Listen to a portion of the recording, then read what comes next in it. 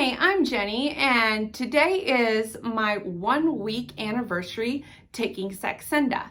So I have been on Saxenda now for an entire week. Today is technically day 8, which means yesterday was the end of the first week on Saxenda. So last Thursday, my doctor prescribed it to me, and I started the shot in her office. I wanted to talk first off about what Saxenda is, and then we'll talk about my story. So Saxenda was originally created as a diabetes drug called Victoza. And when they discovered that Victoza was helping people manage their weight and even helping people lose weight, they did some studies and some trials, and then they remarketed it in a higher concentration as Saxenda. So Saxenda and Victoza are the exact same drug, they're just in different concentrations. So now let's talk about my backstory. I have been overweight my entire life. Well, not my entire life, but ever since puberty. I've always been a bigger girl, but I've always been a taller girl. I've always been pushing 6 feet, but I've always been bigger as well. So I have a rather large bone structure, and I know a lot of people like to talk crap about people who say that they have a large bone structure, but I do. So my current weight is 223 pounds as of this morning, but my highest weight in my life was in my early 20s when I was over 300 pounds.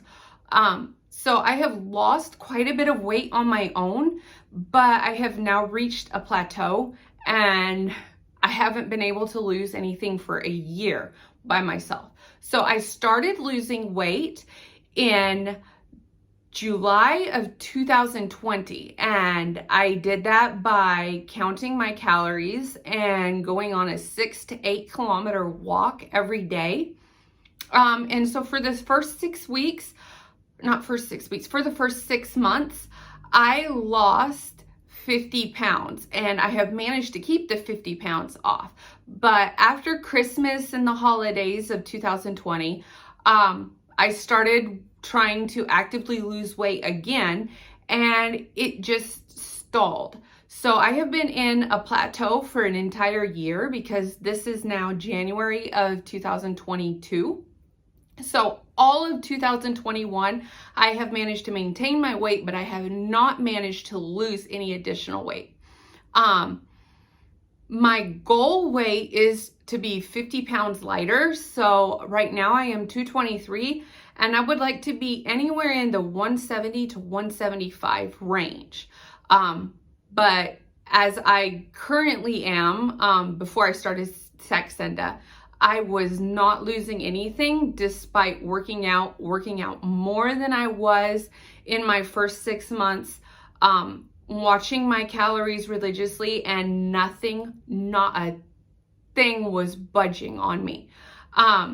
So I talked to my doctor a couple months ago. I talked to my general practitioner, and I told him that, look, I've been watching my calories, I've been working out, and I have now gone into a year-long plateau. He did not realize at first that it was a year, so he tried to reassure me that, well, everyone goes through a plateau, you'll be okay, you'll start losing weight soon. And when I showed him my chart of my weight loss on MyFitnessPal, and he realized that I've been in a year-long plateau, then he decided that it might be time for me to try something medically.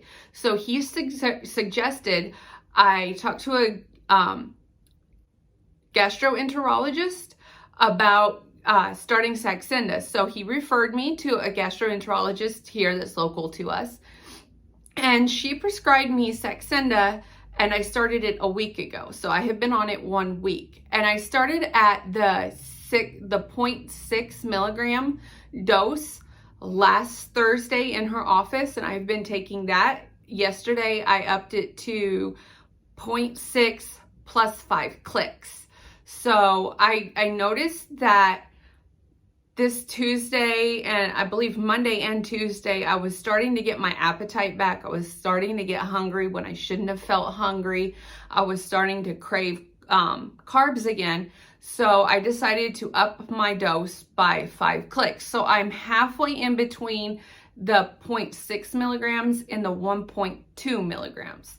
So far that is working for me. I have lost 6 pounds in this past week, and I realize that that's probably mostly water weight, but I have lost 6 pounds since I started it a week ago, and I consider that, you know, a pretty good result for the first week. I have not had hardly any side effects on Saxenda, and I don't know if it's just my body or if I'm doing something different than a lot of people, but the only real side effect I have experienced is a feeling of sleepiness and fatigue, especially in the morning and around noon. It gets bad on some days. It's not as bad on others, but this entire past week, I have noticed I have been a lot sleepier than I normally am. I have not had any nausea. I have not had problems with constipation. I haven't had any of the gastrointestinal side effects that people claim they have.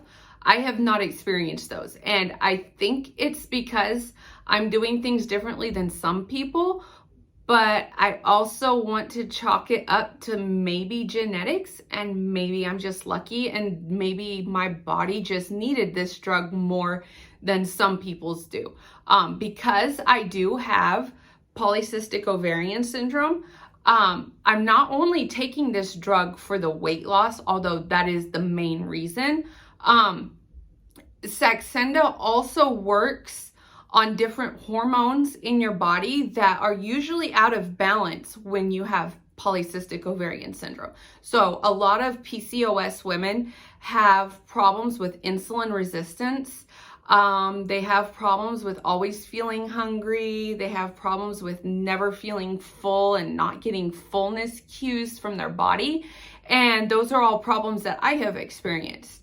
And Saxenda works by helping your body become more sensitive to insulin, so it reduces the insulin resistance problem that your body is having. It also helps your liver use up the glucagon that it stores, and it also levels out the levels of 2 hormones that are responsible for your hunger and feeling full. So those 2 hormones are leptin and ghrelin. And both of those, leptin is responsible for you feeling satisfied after you eat, and then ghrelin is responsible for you feeling hungry, I believe. I could have those backwards. I don't remember exactly, but I could have those backwards.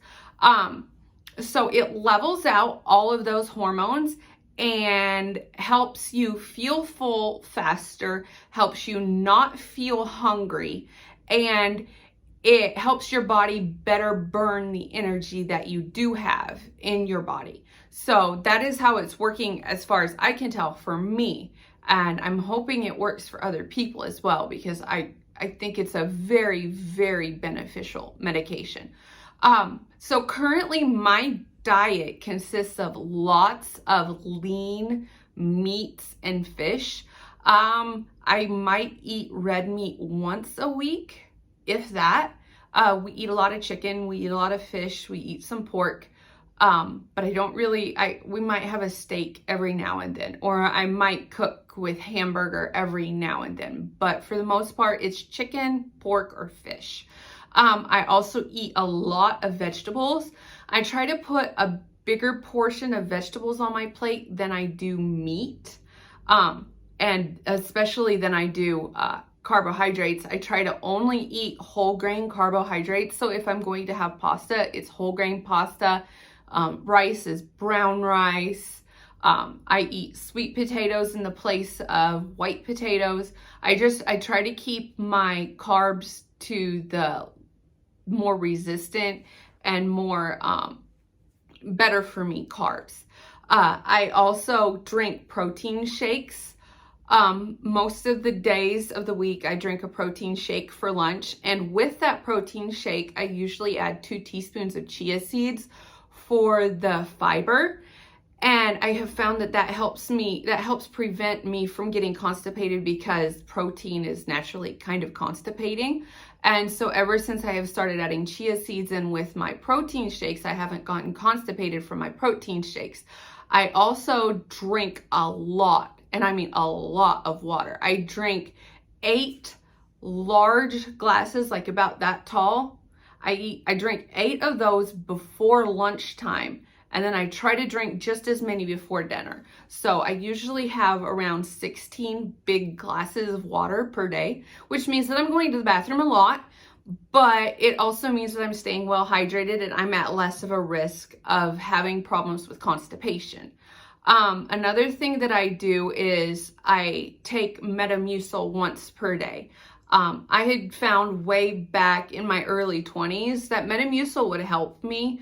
I have slight IBS issues, and I found that Metamucil was helping me, and it prevented half of the problems that I would have with IBS. And I also had found back then that it helped me stay full longer, because Metamucil is a type of fiber. So I take Metamucil capsules at least once a day, and chia seeds with my protein shakes. And along with that, I drink a lot of water. Now, I think this might be the reason why I am not experiencing constipation issues. And I also believe that it might be part of the reason why I am not experiencing any extreme nausea. So that is my 1 week update with Saxenda, and I hope you found something helpful in it. And if you have any questions, just hit me up and let me know, and we can talk about it. Thanks.